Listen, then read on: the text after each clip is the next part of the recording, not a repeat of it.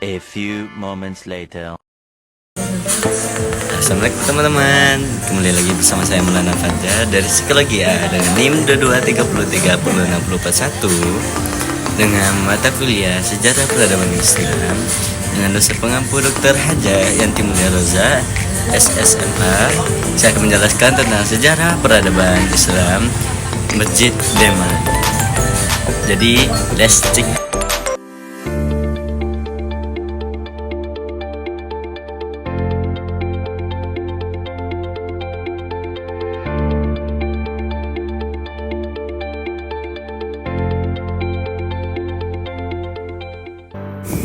Ya teman-teman, saya akan menjelaskan tentang Masjid Agung Demak yang merupakan masjid tertua di Pulau Jawa saat ini, yang didirikan oleh Wali Songo atau Wali Sembilan yang berlokasi berada di pusat kota Demak, yang berjarak lebih kurang dari 26 km dari kota Semarang, lebih kurang 25 km dari Kabupaten Kudus, dan lebih kurang 35 km dari Kabupaten Jepara.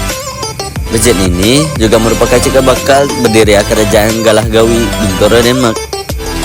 Struktur bangunan masjid mempunyai nilai historis seni bangunan arsitektur tradisional khas Indonesia yang wujudnya sangat megah, agung, indah, karismatik, mempesona dan berwibawa. Kini Masjid Agung Demak difungsikan sebagai tempat beribadah dan ziarah. Penampilan atas 5 piramida masjid ini merupakan akidah Islamiyah yang terdiri dari 3 bagian. Yang pertama iman, yang kedua Islam, dan yang ketiga ihsan.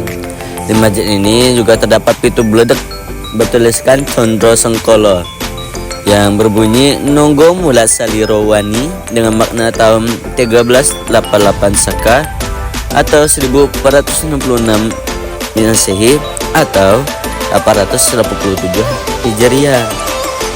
Nah, Raden Patah bersama Wali Songo mendirikan masjid yang karismatik ini dengan memberi gambar serupa bulus. Ini merupakan Chandra Sengkala Mehmet dengan arti Saira Sunyi Kiblating Gusti yang bermakna tahun 1401 Saka.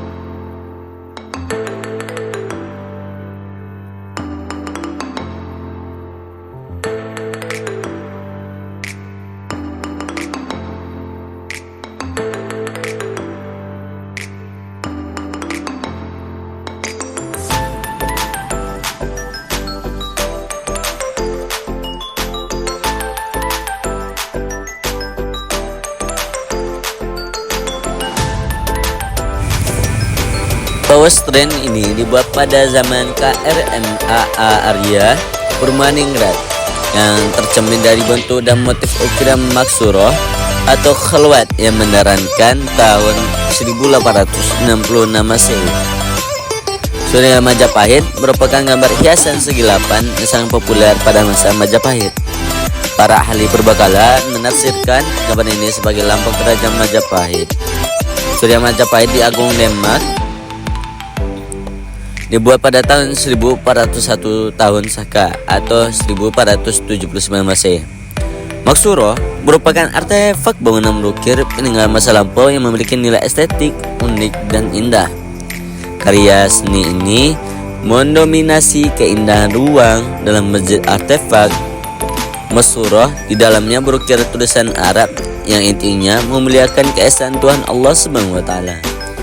Nah, prasasti di dalam Maksuro menyebutkan angka tahun 1287 Hijriah atau 1866 Masehi, di mana saat itu Adipati Demak dijabat oleh KRMAA Aryo Purmaningrat.